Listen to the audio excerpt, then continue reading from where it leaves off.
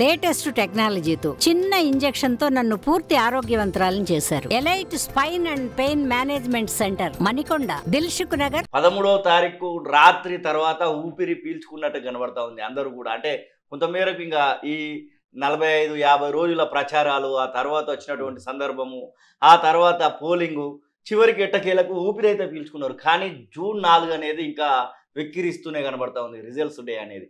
ఎట్లా ఉంటుంది అనుకుంటున్నారు? That is a beautiful day. యాక్చువల్గా రిజల్ట్స్ అనేవి మనము పడ్డ శ్రమకు ఎంత మేరకు ఫలితం వచ్చిందనేది. అది ప్రజాస్వామ్య దినం నా దృష్టిలో. ఇంకా మ్యాండేట్ ఎట్లా వచ్చినా అది మనం అంగీకరించాల్సిన దినం. సో 13th వరకు కొట్లాడుకున్నాం. అవును, దట్స్ ద ఎండ్ ప్రాసెస్. ఇప్పుడు ప్రజలు ఇచ్చిన తీర్పు ఈవీఎంలలో బందీగా ఉన్నది. అది రేపు విడుదలతోనే నాయకులను పుట్టిస్తుంది. అది సో దాని కొరకు వెయిట్ చేయాల్సింది. దేశంలో కూడా పెద్ద ఎత్తున చర్చ జరుగుతున్నది. ప్రభుత్వ వ్యతిరేక ఓటు, కాంగ్రెస్, ఇతర ఎన్డీఏ కూటమి. కానీ ఇక్కడ తెలంగాణలో మొదటి నుంచి అనుకుంటున్నట్టుగానే బీఆర్ఎస్ డిక్లైన్ అనేది కొంత జనానికి కన్ఫ్యూజన్ క్రియేట్ చేసింది.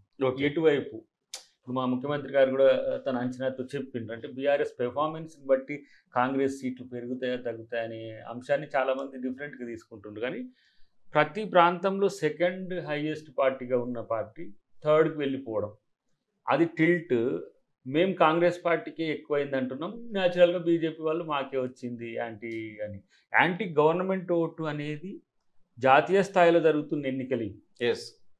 జాతీయ పార్టీగా 2 పార్టీలు ఉన్నప్పుడు అధికారంలో ఉన్న పార్టీగా భాజపాకు వ్యతిరేకంగా ఓటు చేస్తారనేది పక్కన పెట్టి వాళ్ళు ఏమంటారంటే మాకే కాంగ్రెస్కి వ్యతిరేకంగా ఓటు వచ్చింది అని అనుకుంటున్నారు. సరే, అది మనం చేస్తాం. ఇప్పుడు మా ముఖ్యమంత్రి గారు అంచనా అయితే 13 అనేది తను నిన్న రివీల్ చేసినది. ఓకే, గతం నుంచి కూడా రమారమి 12, 14, ఫస్ట్లో 9, 12 ఇట్లా ఉండే. ఇవి గ్రాడ్యువల్గా పెరగడానికి మాత్రం డెఫినెట్గా బీఆర్ఎస్ డిక్లైన్ ఒకటైతే, బీజేపీ చివర్లో వస్తున్న వ్యతిరేకతను అది గమనించట్లేదు. చివర్లో ఓటు చేసేటప్పుడు వాళ్ళు వివిధ రాష్ట్రాలు, కర్ణాటకలో కూడా తను చాలా అఫెన్సివ్గా ఉన్నది. ఈ క్రమంగా ఎలక్షన్ డేట్ వరకు వచ్చే వరకు డిక్లైన్ అవుతున్నది. దాన్ని అది గమనించలేకపోవడం అనేది మనకు అనవసరం. కానీ మా లెక్క ప్రకారం అయితే డెఫినెట్గా అప్ టు 14 అనేది ఇప్పటికీ బయడై ఉన్నా కూడా 13th అనేది 13th రోజు జరిగింది కాబట్టి అది అంటే శాస్త్రీయంగా పిసిసి ముఖ్యమంత్రి గారికి ఉండే అంచనా ఒకటి, మా ఇంటర్నల్ సర్వేస్లో ఉండే అంచనాను అది పోల్చి చూపుతున్నది. కాబట్టి దాన్ని మేము మీరు చెప్పినటువంటి డేటానే మేము ఖచ్చితంగా 12+ వస్తామని బీజేపీ నాయకులు కూడా చెప్తా ఉన్నారు. బీజేపీకి సంబంధించినటువంటి రాష్ట్ర అధ్యక్షులు, బీజేపీకి సంబంధించినటువంటి లీడర్లు, ఈటెల రాజేందర్ లాంటి వాళ్ళు అందరూ కూడా సేమ్ లెక్క చెప్తా ఉన్నారు. అంటే నిజంగానే ఆ ప్రిడిక్షన్ నిజం అవడానికి అవకాశం ఉంటుందా అని? ఇప్పుడు అంటే కొన్ని విషయాలు ఇప్పుడు చెప్పడం అనేది ప్రిమాచ్యూర్గా ఉంటుంది, కొంత ఇబ్బందికరంగా ఉంటుంది. కానీ కీన్ కంటెస్ట్ కానీ, ట్రయాంగిల్ కంటెస్ట్ కానీ, సింగిల్గా వచ్చే సీట్లలో మాకు అంచనా ఉంది. ఓకే, అసలు 7-8 సీట్ల వరకు మాకు ఎవరు పోటీ లేదు. ఏంటి అవి? మన 17 నియోజకవర్గాలలో ఊహించి చెప్పాల్సినటువంటి, దాన్ని ఊహించి చెప్పడం వల్లనే అవతల క్యాండిడేట్లు ఇబ్బంది పడతారు ఇటు అటు. ఓకే, అందుకని నేను దాన్ని రఫ్గా చెప్తున్నా. 7-8 ఈజీగా వస్తాయి. ఒక 5 కంటెస్ట్ ఉంటుంది. ఓకే, కంటెస్ట్లో కాంగ్రెస్ ప్రో కంటెస్ట్ ఉంది. ఓకే, అది ట్రయాంగిల్ ఉండొచ్చు అంటారా? లేకపోతే ట్రయాంగిల్ ఉన్నాయి, కీన్ కంటెస్ట్ అవుతుంది. ఓకే, లైక్ మెదక్ లాంటియో సంథింగ్ అట్లా కొన్ని ఉంటాయి. అట్లా ఎగ్జాంపుల్ చెప్తున్నా. సో రమారమి యాంటీ స్టేట్ గవర్నమెంట్ అనే అంచనాను మాత్రం ప్రజలు తిరస్కరించారు. ఓకే, బీజేపీ తాను జాతీయ స్థాయిలో క్రమేపీ పెరుగుతున్న వ్యతిరేకత తెలంగాణలో కూడా దాని ప్రభావం చూపించింది. ఆంధ్రప్రదేశ్లో కూడా అంటే నా అంచనా చూస్తున్నా కదా నేను, బీజేపీ అలీస్గా ఉన్న వాళ్లకు అనుకున్నంతగా రావట్లేదు. గెలుస్తారా ఓడతారా అనే విషయం పక్కన పెడితే, ఇటు ఎన్డీఏ కూటమిగా ఉన్న బాబు గారు కానీ, అటు ఎన్డీఏ కూటమిగా కాదు అనుకుంటున్న జగన్ కానీ ఆయన ఎన్డీఏ కూటమి మీన్స్ వాళ్ళు అల్టిమేట్గా కాంగ్రెస్తో లేరు. ఎంపీలు ఎవరు గెలిచినా కూడా అది బీజేపీకే పోతాయి. సో రేపటి జరిగే పరిణామాల్లో బీజేపీ డిక్లైన్ అయితే జగన్ ఇటు పోతాడు, బాబు ఇటు పోతాడు అనే చర్చ పక్కన పెడితే, ఓవరాల్గా సౌత్లో కానీ నార్త్లో కానీ బీజేపీ వ్యతిరేకత కాంగ్రెస్కి అనుకూలం అనట్లే. కాంగ్రెస్కు ప్రభుత్వం వైపు తీసుకుపోయే చర్చ అయితే నేను సోషల్ మీడియా అనేది కాదు, చాలామంది నుంచి వస్తున్న సమాచారాన్ని చూస్తున్నాం. ఇప్పుడు ఈ మొన్న ఫేస్ మాత్రం, బట్ తెలంగాణలో మాత్రం డెఫినెట్గా కాంగ్రెస్ అంచనాలకు తగ్గకుంటుంటుంది అనేది నా యొక్క అభిప్రాయం. ఇప్పుడు ఉన్నటువంటి ప్రకారము ఇంకా బరేలీకి సంబంధించినటువంటి విషయంలో మీ జాతీయ నాయకులు అక్కడ పోటీ చేస్తూ ఉన్నారు. ఇంకా చాలా 7 ఫేజులలో 4 ఫేజులు మాత్రమే ముగిసినటువంటి పరిస్థితి. మిగిలినటువంటి ఫేజెస్లో ఎట్లా ఉండొచ్చు అనుకుంటున్నారు? కేజ్రీవాల్ బయటికి వచ్చినటువంటి నేపథ్యంలో ఇండు కూటమికి అది ఏ రకమైనటువంటి మేలు చేకూరుస్తున్నారు? ఏమైందంటే వాళ్ళు సెగ్రిగేషన్ అనేది ఎట్లా అయిందంటే టఫెస్ట్ ముందు పెట్టుకున్నారు. సౌత్తో కూడినవి లేకపోతే వాళ్ళ స్టేట్లు లేనివి, వాట్లల్లో వ్యతిరేకత కామన్. అవును, ఎందుకు బలం లేని దగ్గర ఇప్పుడు కేరళలో బీజేపీ గురించి ఆలోచించిన, తమిళనాడులో బీజేపీ గురించి ఆలోచించిన అదొక విచిత్రమైన వార్త అవుతుంది. వాళ్ళు కర్ణాటకకు వచ్చినప్పుడు ఇప్పుడు కొంత తెలంగాణ ఇది బీఆర్ఎస్ పార్టీ కొంత నష్టపోతున్న క్రమంలో ఇక్కడ అంచనా వేస్తున్నారు. కానీ అక్కడ జరిగిన ఫేస్లలో కూడా ఈ 3 ఫేస్లలో కూడా వాళ్ళకు అనుకున్నంతగా సానుకూలత లేదు. ఓకే, కేజ్రీవాల్ ఎఫెక్ట్, అసలు కేజ్రీవాల్ని కవిత గారు ముందు అరెస్ట్ అయినరు. అవును, ఆమె ఎవిడెంట్గా అరెస్ట్ అయ్యి మీన్స్ ఎవిడెంట్గా పిలువబడి వన్ ఆఫ్ ది కాన్స్పైరర్గా ట్రీట్ చేసి ఆమెను ముందుగానే జైల్లో పంపించింది. అవును, ఆ కేసులో చీఫ్ మినిస్టర్గా ఉన్న ఢిల్లీ ముఖ్యమంత్రిని ఎందుకు బీజేపీ రిలీజ్ చేసింది? ఓకే, ఈ కోణం ఎవరికి అర్థం కావట్లేదు. కేజ్రీవాల్ ముఖ్యమంత్రి రిలీజ్ అయ్యిండు, ముఖ్యమంత్రి ఎమ్మెల్సీ ఎంపీ కామన్ మెన్ వేరు ఉండదు చట్టం దృష్టిలో. ఓకే, సమ్ టైమ్స్ ఒక స్పెషల్ వాళ్ళకు ఉంటుంది. కానీ ఇక్కడ కేజ్రీవాల్ గారిని రిలీజ్ చేయడం వెనుక అక్కడ ఆ 5 రాష్ట్రాల్లో వస్తున్న వ్యతిరేకత, ఒకటి బనియాని, ఒకటి అగర్వాల్స్ అని కావచ్చు, వాటెవర్, ఒక చీఫ్ మినిస్టర్ను first ever in India okay elections టైంలో పొలిటికల్ వెండిట్టాతో అంటే రాజకీయ కక్ష సాధింపుతో అరెస్ట్ చేయడాన్ని ప్రజలు జీర్ణించుకోవట్లేదు. ఢిల్లీ అంటే ఢిల్లీనే కాదు కదా, ఢిల్లీ అంటే హర్యానా, ఢిల్లీ అంటే పంజాబ్, ఢిల్లీ అంటే రాజస్థాన్, ఢిల్లీ అంటే మీకు ఏంది Uttar Pradesh, maximum part with Uttar Pradesh. అవును, సో ఉత్తరప్రదేశ్తో పాటు గుజరాత్లో ఆప్ ఉంది, తర్వాత పంజాబ్లో ఆప్ గవర్నమెంట్ ఉంది. సో ఈ 7-8 రాష్ట్రాల్లో మీకు ఇంపాక్ట్ అవుతున్నది. అందుకని ఇమీడియట్గా ఏదో మధ్యంతర బెయిల్ అన్నట్టుగా ఇచ్చి చేస్తున్న పరిస్థితి ఎందుకు వచ్చిందంటే బీజేపీ భయపడింది. మొదట్లో కేజ్రీవాల్ ప్రో బీజేపీ ఉన్నప్పటికి కూడా తను ఈ రాజకీయ చదరంగంలో బీజేపీతో కలిసి నష్టపోవాలనుకోలేదు. ఓకే, సరే వాళ్ళకి బెనిఫిట్ చేసిండ్రా నష్టం చేసిండ్రా, ఆ రోజు కాంగ్రెస్ అలీ లేదు. ఎప్పుడైతే కాంగ్రెస్తో అలయన్స్కి వచ్చిందో జస్ట్ 2-3 డేస్లోనే వాళ్ళను కేసు పుటప్ చేయడము, ఇమీడియట్గా సీఎంనే కాన్స్పైరర్గా చేయడం. కానీ అక్కడ లెఫ్టినెంట్ గవర్నర్ అనేటువంటి ముఖ్యుడు, తనను సస్పెండ్ చేసిండు లేకపోతే రిజైన్ చేసిండు, బట్ ఆయనను తీసుకోలే ఇంతవరకు, ఆయనను కేసులోకి తీసుకోలే. ఎందుకు ఆయనను కేసులోకి తీసుకోలే? ఇది మనం చర్చించాల్సిన అవసరం ఉంది. కాబట్టి కేజ్రీవాల్ విడుదల వెనుక బీజేపీ రాజకీయ వ్యూహం ఉంది. అది నష్టపోతున్నా అనే అంశంతో ఇప్పుడు ఎందుకు బాజాప్తా చెప్పొచ్చు, మన స్టేట్ కాదు కాబట్టి. ఇప్పుడు ఇక్కడంటే ఎవరైనా చెప్తే ఇటు అటైనా అటు ఇటైనా ఫీల్ అవుతారు. కానీ 30+ ఎస్పీకి అక్కడ ఎంపీలు వస్తున్నాయి. ఓకే, ఉత్తరప్రదేశ్, బీహార్లో దాదాపు నాకు తెలిసి 20+ ఉంటున్నాయి. ఓకే, మన ఎవరికి మనం లల్లు ప్రసాద్ యాదవ్, తేజస్వికి, వీళ్ళకు. ఎందుకు నితీష్ కుమార్ గారు ఎప్పుడైతే ఇటు ఇండియా కూటమి వైపు వచ్చి మళ్ళీ ఆయనను బెదిరించగనట్టు పోయిండో వారి క్రెడిబిలిటీ కూడా ఉన్నది. నవీన్ పట్నాయక్ ఏదో చర్చ వేస్తున్నారు. నవీన్ పట్నాయక్ గారు న్యూట్రల్గా ఉంటారు. అంటే మేజర్ స్టేట్స్ చెప్తున్నా, ఒడిషా మేమే వస్తామని అంటున్నారు వాళ్ళు. ఇది మధ్యప్రదేశ్ మొన్న ముఖ్యమంత్రి అయినారు వాళ్ళు, ఇది బీజేపీ మధ్యప్రదేశ్, ఛత్తీస్గఢ్. వేగంగా కాంగ్రెస్ వైపు అడుగులు ప్రజలు వేస్తున్నారు. ఇక్కడ కనుక ఈ మేజర్ స్టేట్స్ కనుక డిక్లైన్ అయితే బీజేపీకి 150 నుంచి 180, నేను మొన్న దానికి 180 నుంచి 220 అనే చర్చ పెడుతుంది. కానీ ఈ 3 ఫేసెస్ తర్వాత వాళ్ళు తగ్గుతున్న తీరు చూసినాక కేజ్రీవాల్ విడుదలైంది. వాళ్ళ మాటల్లో డిఫెన్స్ ఉన్నది, వాళ్ళ చేతల్లో డిఫెన్స్ ఉన్నది. ప్రధానమంత్రి గారు నేరుగా జాతీయ మీడియాతో పాటు లోకల్ మీడియాతో కూడా చర్చలు పెట్టేసి ప్రెస్ మీట్లు ఇవ్వడము ఇవంతా జరుగుతున్నది. ఎందుకంటే పాలకుడు దిగొస్తాడు ఎప్పుడు అని అంటే ప్రజల్లో వ్యతిరేకత వచ్చినప్పుడు అనేది మా అంచనా. ఎస్, డెఫినెట్గా ప్రజలు వ్యతిరేకతతో ఉన్న ప్రజలు ఓట్ చేస్తుండ్రని మనం అనుకుంటాం. బట్ చూడాలి మీరు అన్నట్టు. రేవంత్ రెడ్డి ఇప్పుడు పాలన పైన దృష్టి పెట్టాల్సినటువంటి అవసరం వచ్చింది. వచ్చేటువంటిది వర్షాకాలము, ఈ ఎండాకాలంలో ఎంతో కొంత వాటర్కి సంబంధించినటువంటి ఇబ్బందులు తలెత్తున్నటువంటి సందర్భం అయితే కనబడతా ఉంది. ఇక పోలింగ్ ముగిసింది, ప్రజాపాలన అని చెప్పారు, పాలన పైన దృష్టి పెట్టాలి అన్నటువంటి మాట నిన్నటి నుంచే మొదలైంది. ప్రజాస్వామికవాదుల నుంచి కొంతమంది మానవ హక్కులకు సంబంధించినటువంటి వాళ్ళు కొంతమంది మాట్లాడుతూ ఉన్నారు. ముఖ్యంగా వారి కోసమని ఏదైనా చేయబోతున్నారు అంటే ముఖ్యంగా ఇక్కడ ఉన్నటువంటి పరిస్థితుల దృష్ట్యా వచ్చేటువంటి వర్షాకాలాన్ని దృష్టిలో పెట్టుకొని ఏదైనా పాలన పైన దృష్టి పెట్టదలుచుకున్నారు, లేదు అంటే June 4th కనుక ఇలానే కొనసాగే అవకాశం ఉంటుంది. ఇప్పుడు మూన్సూన్ ఎంటర్ అనేది month ending, almost all 15 days ఉంది. మనకు 15 days గాడుపులతో కూడిన ఎండ ఉంటుంది. ఒకటి వాటర్, రెండవది కొన్ని ప్రాంతాల్లో ఏమంటాము శానిటేషన్ ఇంపాక్ట్ ఉండాలి డెఫినెట్గా. ఆయా ప్రాంతాలు అంటే గుర్తించిన ప్రాంతాల్లో డెఫినెట్గా ఉండాలి. రెండవది ఏంటంటే అడ్మినిస్ట్రేషన్ అనేది ఈ టైంలో ఎక్కువ అవసరం ఉంటుంది. అసలు మామూలుగా ఎలక్షన్స్ చేయబట్టి మనం ఈ 20 days దాన్ని ఎక్కువ సీరియస్గా తీసుకోలే, ఎక్కడ నీళ్లు దొరకకపోతే అంటే ఇది అడ్రస్ చేయండి కాదు నాని. ఇప్పుడు ఏంటంటే కరువు అనేది ఎవ్రీ 20 yearsకి వస్తుంది సౌత్ ఇండియాకు, నాట్ ఈవెన్ తెలంగాణ.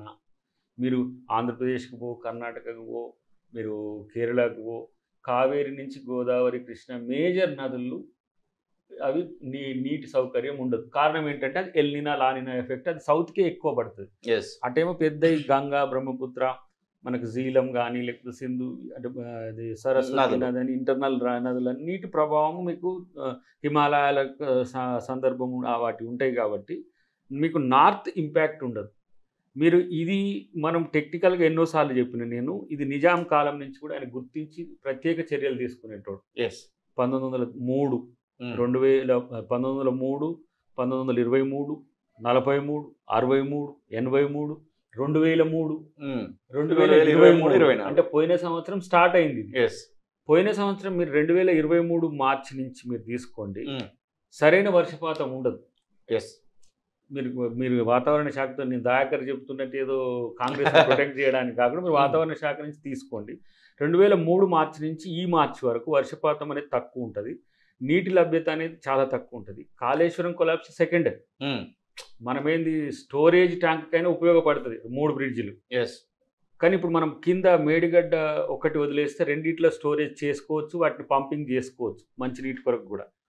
ఇది కూడా సొందిళ్ళకు కొంత ఇబ్బందికరం. కానీ ఈ కరువు తాలూకు ఏమంటారు ఈ ప్రాబ్లమ్స్ ప్రజలకు రాకుండా చేయాలి, ఇది ఇప్పుడు మనం చేయాలి. ఇక మిగతా ఇప్పుడు నిన్న వారు చెప్పినట్టు రేషన్ కార్డ్స్ కానీ లేకపోతే ఆరోగ్యశ్రీ ఇట్లాంటి ఏమో జనరల్ లైఫ్ ఇష్యూస్ గురించి. బట్ ఈ మధ్య కాలంలో ఎలాంటి డ్రాట్ టార్గెటెడ్ ప్రాబ్లమ్స్ కనుక ప్రజలకు వస్తే ఇమీడియట్గా కలెక్టరేట్ నుంచి, అంటే ఇప్పుడు కలెక్టరేట్ మీన్స్ బ్యూరోక్రసీలో ఇన్ని రోజులు వాళ్ళు ఎంగేజ్ అయ్యి ఉన్నారు. అవును, మీన్స్ నోడల్ ఆఫీసర్స్ ఉన్నారు, రిటర్నింగ్ ఆఫీసర్స్ ఉన్నారు, ఒక్కొక్కరికి ఒక్కొక్క పని బాధ్యత ఉన్నది. సో వాళ్ళకు వర్క్ లోడ్ ఉంటుంది. ఈ ప్రజాస్వామ్య ప్రక్రియ అనేది చాలా ఇంపార్టెంట్, దాన్ని మనం కాదనలేము.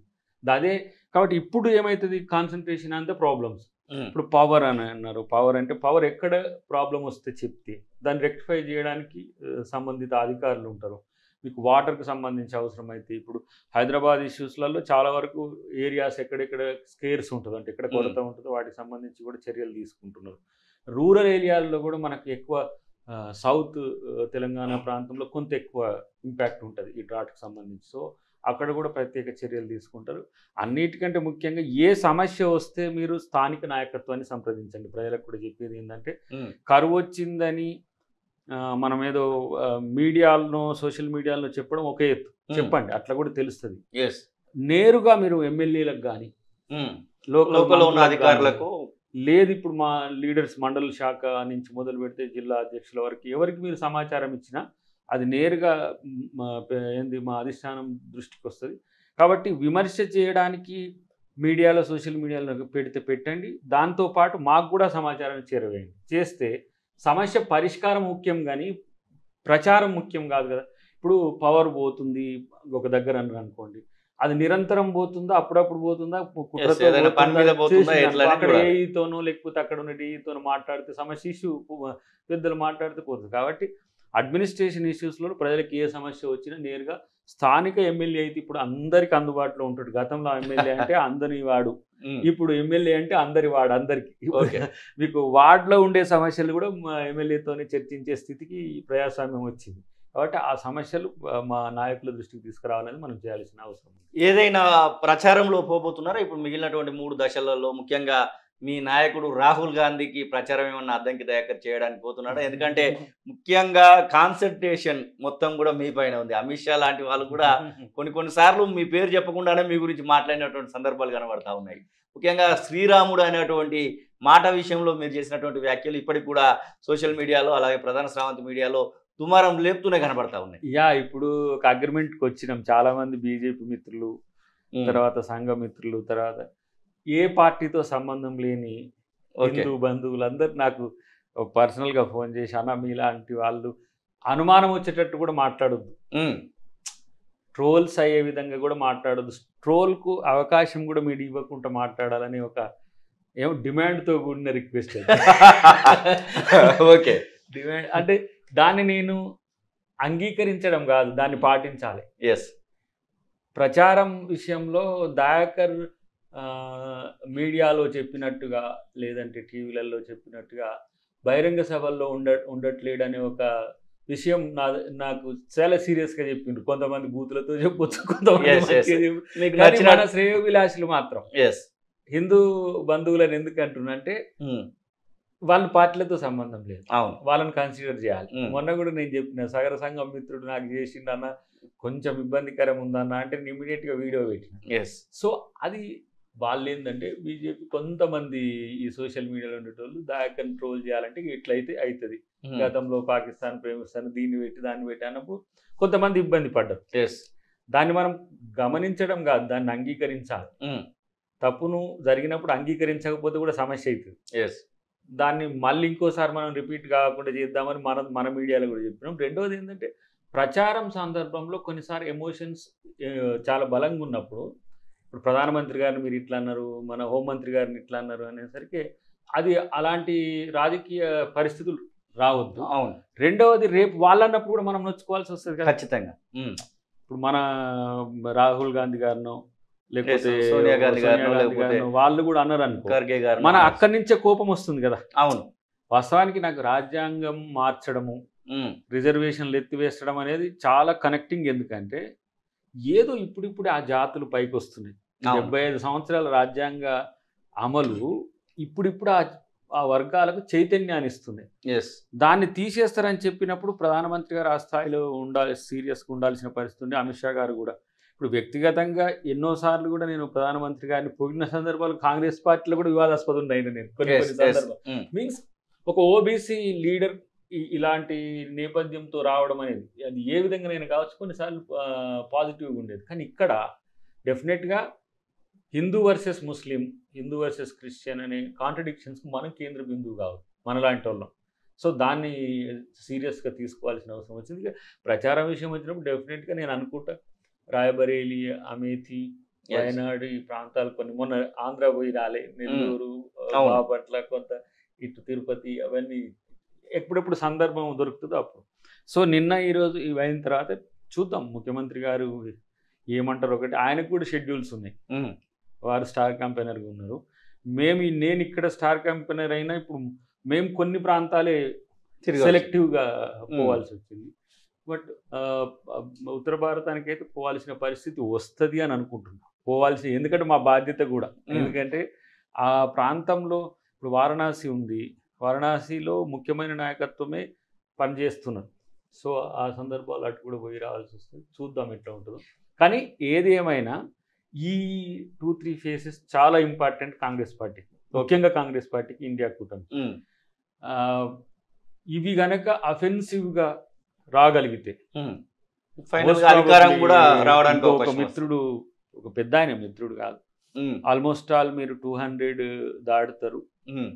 కాబట్టి మీ రాహుల్ గాంధీ గారు కానీ, మీ ముఖ్యమంత్రి గారు కానీ, మీ మల్లికార్జున ఖర్గే గారు కానీ వీటిని కోఆర్డినేట్ చేసుకోవడంలో మంచి పాత్ర పోషిస్తే మిగతా అలయన్స్లో ఆటోమేటిక్గా వస్తాయి. కానీ ఈ ఆశ డెఫినెట్గా ఏ రాజకీయ పార్టీకైనా ఉంటుంది. కానీ మీరు చూడండి అప్పటి నుంచి మతం రిజర్వేషన్ల మీద చర్చ జరిగింది.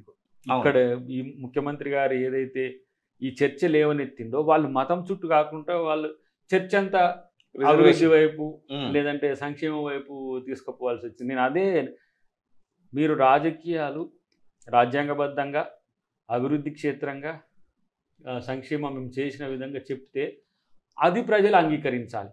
లేకపోతే మనము రాముని వల్ల లేకపోతే అల్లా వల్ల అని ఇప్పుడు ఓల్డ్ సిటీలో నిన్న సోదరి కొట్లాడుతూ ఉంది మాది, ఆ పరిస్థితి రాకూడదు.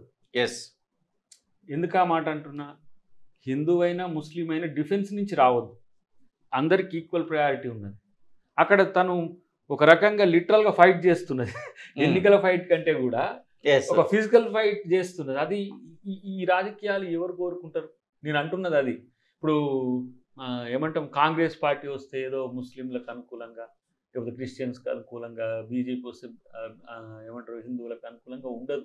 బీజేపీ వచ్చినా హిందువులకు ముస్లింలకు క్రిస్టియన్స్కి చేయాల్సిందే. నేను చెప్పిన కూడా అరుణాచల్ ప్రదేశ్ నుంచి నార్త్ ఈస్ట్ మొత్తం వాళ్ళు బైబిల్ పంచుకుంటూ పోయిండ్రు. అవును, ఏ బీజేపీ పార్టీ మేము మా విధానం ఇది, మేము జీసస్కి వ్యతిరేకం కాకుండా అని. మన దాంట్లో చూసిన మీరు ట్రోల్స్ నేను చూడలేదు, జై జీసస్ అనేది పెట్టిండ్రు దాంట్లో, దాంట్లో పోయినట్టు. అంటే దయాకర్ జీసస్ అంటుండంటే క్రిస్టియన్. మరి పోయినసారి పాకిస్తాన్ ప్రేమికుని చేసిండ్రు, ఇప్పటికి దయాఖాను క్రిస్టియన్, జై జీసస్ కాదు, దయాకర్ మనిషి, మానవత్వం కొరకు కొట్లాడతాడు. నేను హిందూగా ఉంటా ఎందుకంటే నా life, my life with Hindu. My dad, ఇప్పుడు చెప్పినగా చాలా మంది చెప్పిన, మా డాడ్ పేరు రామలక్ష్మయ్య, మా ఆవిడ పేరు నాగమణి. వాళ్ళైతే బంజారాలో సేవ్యాసాద్ కల్చరల్, ఆయననే దేవుడు, ఆయననే మా తాతగారు అంటే ముత్తాత గారు. ఆయన నా ఎలక్షన్స్ కూడా వచ్చిండప్పుడు 2014లో. వాళ్ళు కల్ట్ హిందూ ఫ్యామిలీ నేను చేసుకున్నది. తర్వాత మా అమ్మ పేరు జానమ్మ, అంటే ఏంది రామలక్ష్మి జానకి. మా పెద్ద అమ్మాయి పేరు చూడు ఆత్మజ రామ్. ఆత్మజ అంటే సీతని, ఆత్మ నుంచి జనించింది. రామ్ అని మా డాడీది యాడ్ అయ్యేటట్టు ఆత్మజ రామ్. ముక్తాశ్రీ చిన్న అమ్మాయి పేరు. ఇంకా మా చిన్నగాని పేరు జానకి రామ్ వినయ్. ఇక మరి నేను క్రిస్టియన్ అయితే ఫిలిప్స్ అను డేవిడ్ అని. ఇప్పుడు నాది పూర్వాంకంలో నా పేరే మా డాడీ హిందువుగానే ఉండాలను అని చెప్పి మార్చిన పరిస్థితి. మా మమ్మీ క్రిస్టియన్ నేపథ్యం ఉన్నప్పటికీ కూడా వాళ్ళు ఎప్పుడో మా తాత వాళ్ళు, మా మమ్మీ వాళ్ళు, నేను కూడా చర్చితో లేదు సంబంధం అని చెప్పి అబద్ధాలు చెప్పి తప్పించుకోను. మమ్మీ వైపు ఉన్నారు కదా, మా మమ్మీని సైతము నేను మా పిల్లలకు తిరుపతిలో గుండు కొట్టించేటప్పుడు తీసుకొని పోయినా. ఏది తిరుపతికి, అంటే అంత సెక్యులర్గా ఉంటాడు. ఇప్పుడు తన కొడుకు తిరుపతికి పోయినంత మాత్రాన తల్లి రానంతటి దుర్మార్గమైన మత వ్యవస్థ లేదు మన దేశంలో. సెక్యులర్ అంటే అది. అవును, మళ్ళీ ఏదో ఫీల్ అవ్వకుండా రాలే. ఇప్పుడు మా కాడ దండు మహిషము ఉంటుంది, మేము అందరం పోతాం. మొన్న మీరు నా బర్త్డే చేసిండ్రాడ, ఆ మమ్మీ కూడా వస్తుంది, అందరు వస్తారు. అసలు సమస్య బొట్టు పెడతారు, తాళి ఉంటుంది, మెట్టెలు, ఆల్మోస్ట్ ఆల్ హిందూ కల్చర్ ఉంటుంది, దాంట్లో ఏం తేడా ఉండదు. సో ఇంకా ప్రీవియస్గా ఏముంటుండే, మా మమ్మీ డాడీకి ఈయన హిందూ ఏంటిది రాముడు, కృష్ణుడు, అర్జునుడు, సత్యహరిశ్చంద్ర ఇట్లాంటి పాత్రలు వేసేది భాగవతాల్లో. యక్షగానం ఉంటుంది కదా, దాంట్లో ఈయన మెయిన్ హీరో ఉంటుండే. ఓకే, అప్పుడు వీళ్ళు క్రిస్టియన్స్గా ఉన్నా కూడా ఫాలో అయ్యేటోళ్ళు. ఇదే సందర్భంలో ఏపీ ఎలక్షన్స్ కూడా మొన్ననే జరిగినాయి తెలంగాణతో సమానంగా. కానీ ఏపీ ఎలక్షన్స్లో చాలా అలజడులు కనబడతా ఉన్నాయి.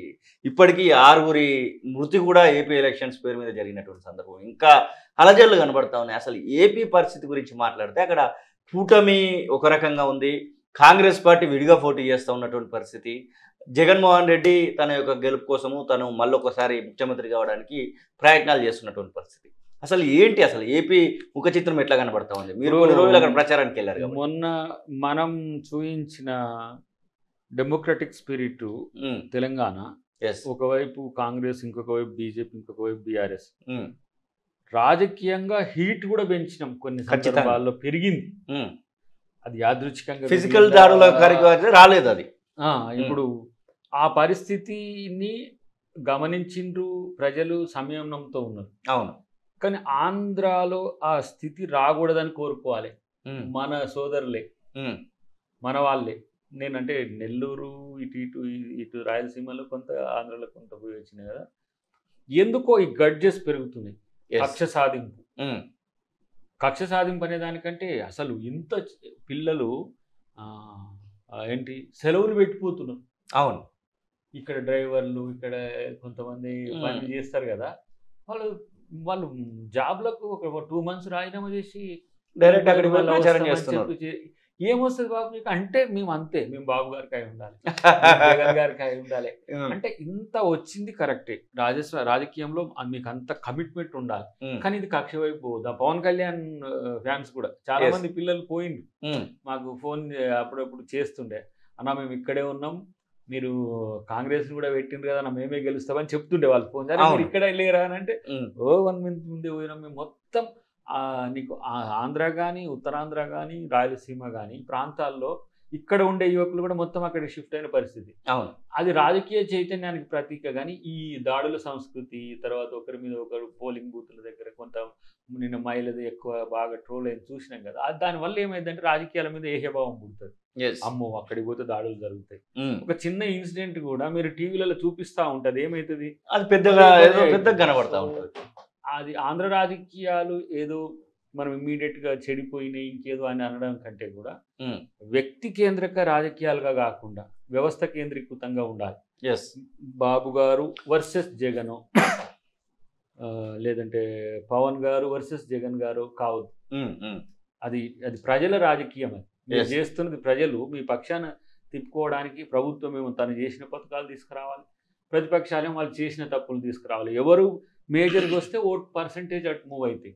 సో నేను ఇంకో ఇంట్రెస్టింగ్ ఇష్యూ ఏంటంటే, తమిళనాడు మాదిరి అవుతుందా తెలంగాణ మాదిరి అవుతుందా అని చూస్తున్నా. ఓకే, 5 years ఒకరిని మార్చే పరిస్థితి, లేదంటే 10 years ఇక్కడ కూడా 2 times కేసీఆర్ వచ్చినట్టు రేపు కాంగ్రెస్ కూడా అనుకూలత ఉన్నది ఇక్కడ, అట్లనే మారుస్తారా, దాన్ని స్టాప్ చేస్తారా? జగన్ గెలిచిండు అనుకోండి 10 అయినట్టు మళ్ళీ. అవును, 2 terms. బాబు గారు గెలిచిండ్రు, జగన్ గారు గెలిచిండ్రు, మళ్ళీ బాబు గారు గెలిచిండ్రు అనుకోండి, ఇది 5 years ఆల్టర్ అవుతున్నట్టు. ఇది వ్యక్తి కేంద్రక లేకపోతే ప్రాంతీయ పార్టీల రాజకీయాలు కొంచెం ఇదే తరహాలో ఉండే అవకాశం ఉంటుంది కాబట్టి చూడాలి. చాలా ఇంట్రెస్టింగ్.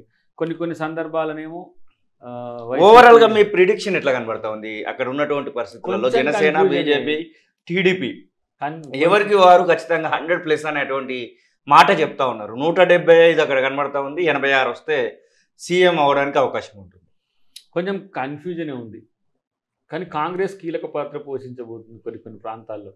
1-2 సీట్లు కూడా చూపిస్తుంది వాళ్ళు వీళ్ళు. ఓకే, ఆ సర్వేలు కూడా కన్ఫ్యూజన్ ఉంది. కానీ ఒకసారి ఇట్లా అనిపిస్తుంది, ఒకసారి అట్లా అనిపిస్తుంది. రాయలసీమ పోతే ఒక తిరుగుంది, ఆంధ్ర పోతే ఒక తిరుగుంటుంది. బట్ ఏదున్నా కొంత ప్రభుత్వం మాత్రం ఇబ్బందికరమైన పరిస్థితులు ఎదుర్కొంటుందా, టైట్ ఫైట్లో వస్తుందా, ప్రభుత్వమే వస్తుందా, లేదంటే కొట్టేస్తే ఆంధ్రాలో ఎట్లా ఉంటుంది అంటే కొడితే 1 side కొట్టేస్తారు. చూడాలి ఎట్లా. భువనగిరి నియోజకవర్గానికి సంబంధించినటువంటి ఓటర్ మీరు, భువనగిరి నియోజకవర్గం గురించి ఖచ్చితంగా మాట్లాడుకోవాల్సినటువంటి ఆవశ్యకత కూడా ఉంది. ఎట్లా ఉంది అక్కడ? చామల కిరణ్ కుమార్ రెడ్డి నేను గెలుస్తాను అంటున్నాడు, బూర నరసయ్య, నరేంద్ర మోదీ నమో వేవ్లో నేను గెలవబోతున్నా అంటున్నారు. ఎట్లా ఉండబోతుంది అనుకుంటున్నారు ఫైనల్? మొదటి నుంచి నాకైతే కిరణ్ విషయంలో అసలు డౌట్ లేదు. ఓకే, చాలా సుదీర్ఘకాలం నుంచి పనిచేస్తున్నాడు. అక్కడ పార్టీ ఎమ్మెల్యేస్ గెలిచిండ్రు, ఒక జనగాన్ తప్పితే. జనగాన్ కూడా ఇప్పుడు మళ్ళీ పాజిటివ్ అయింది. జనగాన్లో ఇంకెక్కువ ఓట్లు వస్తాయి. గతంలో ప్రతాపన్నకు వచ్చిన కంటే కూడా ఎక్కువ ఓట్లు వస్తాయి. భువనగిరి అసలు ఆ రిస్క్ జోన్లో చాలా మంది మిత్రులు, మన మీడియా మిత్రులు కూడా అన్నారు. కానీ నేను ఎప్పుడూ చూడలే, ఎందుకంటే ఆ వేవ్ మనం కళ్ళారా చూసినాం. ఒక్కొక్క కాన్స్టిట్యున్సీలో 51, 70, 40, 3 లక్షల పైన మెజారిటీ కనబడతా ఉన్నది. ఇబ్రహీంపట్నం పెరుగుతుంది ఇంకా కొంచెం బాగానే, అంటే ఆ గతం కంటే కూడా. సో అది పెద్ద సమస్యగానైతే ఉండదు. నల్గొండ కూడా ఆల్మోస్ట్ వాళ్ళిద్దరు యంగ్స్టర్స్, నల్గొండ జిల్లా నుంచి న్యూ యంగ్స్టర్స్ ఎంపీలు కాబోతున్నాయి. నాకు ప్రత్యేకం, నేను ఇటు పోకుంటే ఇటు తిరుక్కుంటూ వచ్చిన, ఇటు పోయి ఇటు తిరుక్కుంటూ వచ్చిన చూసినట్టే మన వాళ్ళని మిత్రులను కనుక్కుంటప్పుడు కూడా ఉమ్మడి నల్గొండ జిల్లాలో ఉన్న 2 ఎంపీ సీట్లు కూడా మంచి మెజారిటీతో నూతన నాయకత్వాన్ని మన తెలంగాణకి ఇస్తారని నేను అనుకుంటున్నాను. అద్దంకి దయాకర్ పరిస్థితి ఏంటి అనేటువంటి ప్రశ్న మళ్ళీ తలెత్తడానికి వస్తుంది. ఎందుకంటే అన్నీ అయిపోయినాయి, ఎలక్షన్స్ అయిపోయినాయి, మళ్ళీ తర్వాత అధికారంలోకి వచ్చిర్రు, తర్వాత 130-140 రోజులు కావస్తుంది. ఎంపీ ఎలక్షన్స్ అనుకుంటే అవి కూడా పూర్తయినటువంటి పరిస్థితి. వాట్ అబౌట్ అసలు ఏంటి అద్దంకి దయాకర్కి ఏం జరగబోతుంది, అద్దంకి దయాకర్ని ఏ స్థానంలో చూడబోతున్నాం అనేటువంటి ప్రశ్న కూడా తలెత్తుతుంది. At the same time Addanki దయాకర్కి ఏదైనా పదవి ఉంటే ఈ ట్రోలర్స్ అయినా కానివ్వండి వీళ్ళకి కొంచెం భయం ఉంటుంది అనేటువంటి ఒక అది కూడా వినబడతా ఉంది. ఇప్పుడు ట్రోలర్స్ కొరకు భయపడనక్కర్లే, ట్రోలర్స్ కూడా తప్పు చేస్తే ట్రోల్ చేసుకోండి, అదే పెద్ద సమస్య కూడా కాదు. లేనిది ట్రోల్ చేయకండి, ఓకే అబద్ధాన్ని ఏదో మనం రాము క్రియేట్ చేయాల్సిన అవసరం అట్లా క్రియేట్ చేయకండి. మిస్టేక్ జరుగుతుంది కదా సంథింగ్. ఇప్పుడు పర్టికులర్గా ఎందుకు నాని, అమిత్ షా గారు హోంమంత్రి, వారిని మీరు అట్లా మాట్లాడేది లేకుండే నాకు వచ్చిన విమర్శలు చెప్తున్నా. వాళ్ళు మనం రిసీవ్ చేసుకొని మనం రిడ్రెస్ చేసుకుని మోదీ గారిని మీరు ప్రధానమంత్రి స్థాయి వ్యక్తిని మీరు అంటే ఎస్ ప్రధానమంత్రి స్థాయి వ్యక్తి అద్దంకి దయాకర్ కాడు. కాబట్టి మనం రాజకీయ నాయకులమైనప్పటికి కూడా ఆ విషయాలు రెండింటిని వ్యక్తిగతంగా విమర్శించే విషయంలో మనం కానీ రాముని దయాకర్ తిట్టిండు, హిందువుల వ్యతిరేక వీడియో మొత్తం చూడండి. అవును, నేనేమంటున్నంటే ఆయనకి చిన్న పెద్ద అయితే నన్ను గన్నోడే మా రాముడు కదా, మా అయ్యే కదా, నా ఇంట్లోనే ఉండే. సో అట్లా చేయకండి. ట్రోల్ చేసుకుంటే తప్పు జరిగినప్పుడు డెఫినెట్గా ఒక సందర్భము అటువైపు ఎక్కువ అన్న కూడా ఏం నష్టం లేదు. కానీ పదవితో వీటిని ఆపమని కూడా కాదు. పదవి విషయంలో ముఖ్యమంత్రి గారు పదే పదే దాన్ని ఇన్సిస్ట్ చేస్తున్నారు, మంచి పదవి మంచి పదవి అనేది. మొన్న కూడా సిద్దిపేటలో చేసింది, వారు నాకు ఇచ్చిన గౌరవం అనుకుంటే ఆయన గొప్పతనం అది. అవును, ముఖ్యమంత్రి స్థాయిలో ఉండి దయాకర్ నేను దయాకర్ వేరు కానీ నిజంగా కూడా నేనేమనుకుంటా తెలుసా, ఇప్పుడు ఉత్తమ్ గారు నాకేం వ్యతిరేకం కాదు, బట్టి గారు వ్యతిరేకం కాదు, వెంకటరెడ్డి గారు నా కొరకు పనిచేసిన ఆయన ఇంకా మాసం 2014-18లో. వీళ్ళు ఆ స్థాయి నాయకులన్నా ఉన్న రేవంత్ గారితో నాకున్నది వేరు. ఓకే, గతం నుంచి కూడా ఉన్నది వేరు. ఆయన నన్ను ఓన్ చేసుకునే తీరు అట్లా ఉంటుంది. ఇప్పుడు ఆ సగం ముఖ్యమంత్రి అంటే కాంచి సమస్య నాకు వచ్చి పడ్డా. ఇప్పుడు ఇదొక పెద్ద ఏంటి ముఖ్యమంత్రి గారు నిన్ను ఇట్లా గౌరవిస్తారంటే గౌరవం కాదు, ప్రజలు ఇచ్చిన గౌరవాన్ని ఆయన అందరికి పంచుతున్నాడు. ఇప్పుడు నా తర్వాత ముఖ్యమంత్రిగా కాగల అర్హత ఉన్న వ్యక్తి వెంకటరెడ్డి అని చెప్పారు. అరే జగ్గన్నేం తక్కువడా, జగ్గారెడ్డి గారు ఆయన మొత్తం పెత్తనం ముఖ్యమంత్రి కార్యం తనదే అనండి. ఎందుకు అని అంటే అదేదో బ్రహ్మ పదార్థము, నేనే గొప్పవాడిని, మీరేమో తక్కువ వాళ్ళు కాదని అందరికీ ఆయన గొప్పతనంతో అట్లా అంటున్నాడు. డెఫినెట్గా నాకు ఇచ్చే పదవి కోసం వెయిట్ చేయకుండా నేనేం చేయాలనే దాని దగ్గర ఇప్పుడు ఆలోచిస్తున్నా. ఇప్పుడు ఫర్ ఎగ్జాంపుల్ నాని, ఇప్పుడు ఈ 5 months ఎలక్షన్స్ ఉన్నాయి, నడిచిపోయింది. ఇప్పుడు June 6 తర్వాత నేను ఇక పార్టీ కార్యక్రమాలు చేయాలంటే ప్రభుత్వంతో కూడిన కార్యక్రమాలు చేయాల్సి వస్తుంది, హోదాలు లేకపోతుండే సమస్య. ఇక మళ్ళీ దయాకర్కి ఎప్పుడు ఇచ్చిరని ప్రతి దానిలో పంచాయతీ. మరి ఏది మంచిగా ప్లాన్ చేసే అవకాశం ఉంది? ఉన్న పదవుల్లో దేన్ని మార్చి 2025 వరకు ఉన్నాయి కొన్ని పదవులు. అవును, అటు తర్వాత 26లో ఉన్నాయి. సో ఏ రకంగా నా సేవలను పార్టీ వినియోగించుకుంటుందో అదొకటి. రెండవది, నేను ఈ మధ్య కాలంలో ఈ ఓబీసీలను కొంచెం సమీకరించి, మీన్స్ నాది లైఫ్ అంబిషన్ కాబట్టి చెప్తున్నా, ఇది ఆ ఖాళీ టైం కనుక దొరికితే SC STతో పాటు బీసీల యొక్క రాజకీయ చైతన్యం ఏదైతే ఆధిపత్య కులాల్లో ఉన్న డెమోక్రాట్స్ని కూడా అది చేసే ప్రయత్నం చేస్తా. ఎందుకంటే చట్టసభలో రిజర్వేషన్లు అనేది ఒక కళగా ఓబీసీకి మిగిలిపోయిన క్రమంలో టైం మిగిలితే ఒకవేళ ముఖ్యమంత్రి గారు ఆదేశించి ఏదన్నా పదవి వస్తే మాత్రం మళ్ళీ దాన్ని ఇచ్చేసి వీళ్ళకి చేయాల్సి వస్తుంది. రెండవదిగా మూవీ అట్లనే పెండింగ్ ఉన్నది, సెన్సార్ కాలే, అది ఇయ్యలేదు సెంట్రల్ గవర్నమెంట్. అంటే ఏదో కొంత జాతీయ రాజకీయాల పట్ల ఉంది కాబట్టి ఎలక్షన్స్ ముందు అనేది ఇవ్వకపోవచ్చు దాన్ని. ఇక మిగతా కాలం అంతా కూడా పార్టీకి నా సర్వీసెస్ అయితే ఎప్పుడు ఉంటాయి కదా. మీడియా సర్వీసెస్ అనేది ఆల్వేస్, నేను ప్రధాన కార్యదర్శిగా ఉన్నా మీరు అధికార ప్రతినిధి చేస్తారు, నేను అధికార ప్రతినిధి ఉన్నా చేస్తూనే ఉంటారు. మీడియా ప్రభుత్వం తన పథకాలు సంబంధించిన అంశాలని నిరంతరం ప్రజలకు చేరవేయడం ఒకటి. రెండవది, ప్రభుత్వంతో ఇప్పుడు మొన్న చెప్పినా కదా కొన్ని అంశాలు నా దృష్టికి వచ్చినాయని కూడా మంత్రులకు ముఖ్యమంత్రి దృష్టికి తీసుకుపోవడం, దాన్ని రెక్టిఫై చేయడం, ఇది కూడా మేజర్ పార్టీ అవుతుంది. కాబట్టి ఊకనే హామీలకు కొట్లాడి చివరగా కాంగ్రెస్ పార్టీ కంటే ఒక్క సీట్ ఎక్కువ వచ్చినా బీజేపీ పార్టీ ఇక్కడ ప్రభుత్వాన్ని కూల్చేస్తుంది అన్నటువంటి ఒక వాదన కూడా వినబడుతుంది. ముఖ్యంగా రాజకీయ విశ్లేషకులు మాట్లాడుతున్నటువంటి మాట ఇది. నిజంగానే అట్లాంటి పరిస్థితి వస్తే ప్రభుత్వం కూలడానికి అవకాశం ఒకవేళ వస్తే అసలు ఎలాంటి నిర్ణయాలు తీసుకోబోతున్నారు? నిర్మల నా కోపానికి కారణం ఏందో గమనించిన వాళ్ళు అమిత్ షా గారిని అనడం, తర్వాత ఈ కూల్చివేతల విషయమే కావచ్చు.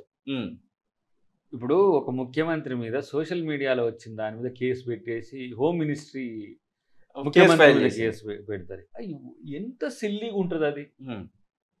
National home ministry Telangana CM మీద ఐడబుల్ డిజిగ్నేషన్ అది. సీఎం ప్రజాస్వామ్య వ్యవస్థ మీద ప్రజలకు నమ్మకం పోయే ప్రక్రియ అది.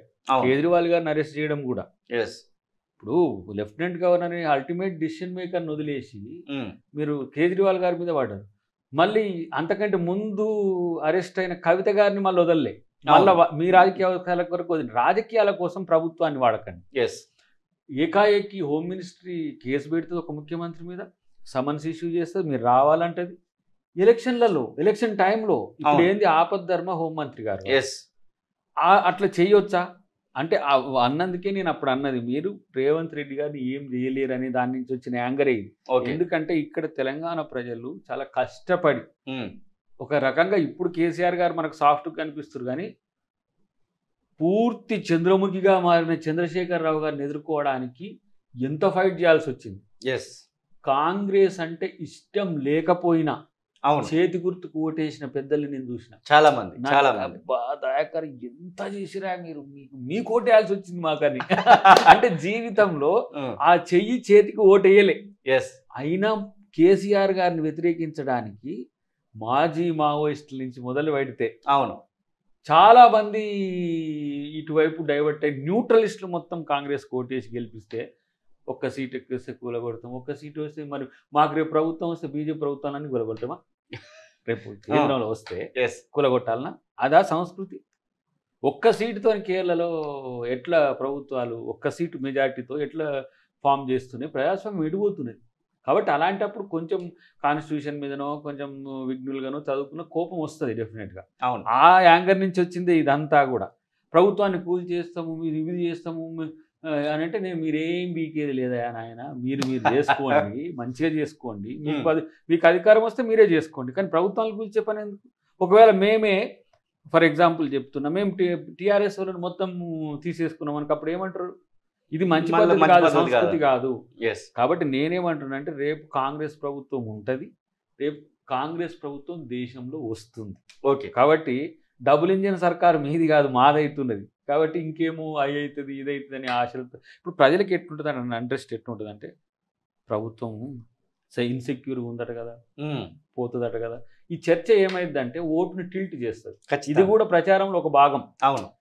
ఏది గెలిచేవాడికి ఇద్దాము అనేటువంటి ఫీలింగ్ క్రియేట్ చేస్తారు. గెలిస్తే ఈ ప్రభుత్వాన్ని ఉంచరట. ఇది రాజనీతి కాదు కదా. నేను అందుకని అబద్ధాలకు పెద్ద కొడుకుల్లాగా ఉండకండి బీజేపీ మిత్రులు, మీరు నిజాలతో ఉండండి. నేను అంటే మీన్స్ కిషన్ రెడ్డి గారు మీ ఆ స్థాయి అబద్ధాలు ఆడతారని నేనేమన్నా, లేకపోతే మన బండి సంజయ్ గారు వాళ్ళ దాన్ని మీరు డెప్యూట్ చేసుకుంటే ఏమైందంటే మీ క్రెడిబిలిటీ ఇక్కడ క్రైసిస్లో పడుతుంది. తెలంగాణ రాజకీయాలు ఉత్తర భారతదేశ రాజకీయాలు లెక్కనో, సౌత్ రాజకీయాలు ఉత్తర భారతదేశ రాజకీయాలు లెక్కనో అబద్ధాల మీద నడవవు. కాబట్టి ఇక్కడ కొంత తెలివితో ఉంటారు, వాటిని గమనించాల్సింది అవసరం. ఎక్కడికక్కడికి లోకల్ స్టాండీ ఉంటుంది. కాబట్టి డెఫినెట్గా నేను అనుకుంటున్నా వాళ్ళకి ఆ పరిస్థితి రాదు. మంచిగా ప్రతిపక్షంలో కూర్చొని మన మోడీ గారు వస్తారా, అమిత్ షా గారు ఉంటారా, లేదంటే యోగి గారు వస్తారా, మీరు ప్రతిపక్ష నాయకులుగా రేపు భవిష్యత్తులో మంచి పాత్ర పోషించాలని కోరుకున్నాం. మరిన్ని వీడియోస్ కోసం ఛానల్ ని సబ్స్క్రైబ్ చేయండి, లేటెస్ట్ అప్డేట్స్ కోసం వాట్సాప్ ఛానల్ ని ఫాలో చేయండి, అండ్ లింక్ డిస్క్రిప్షన్ లో ఉంది.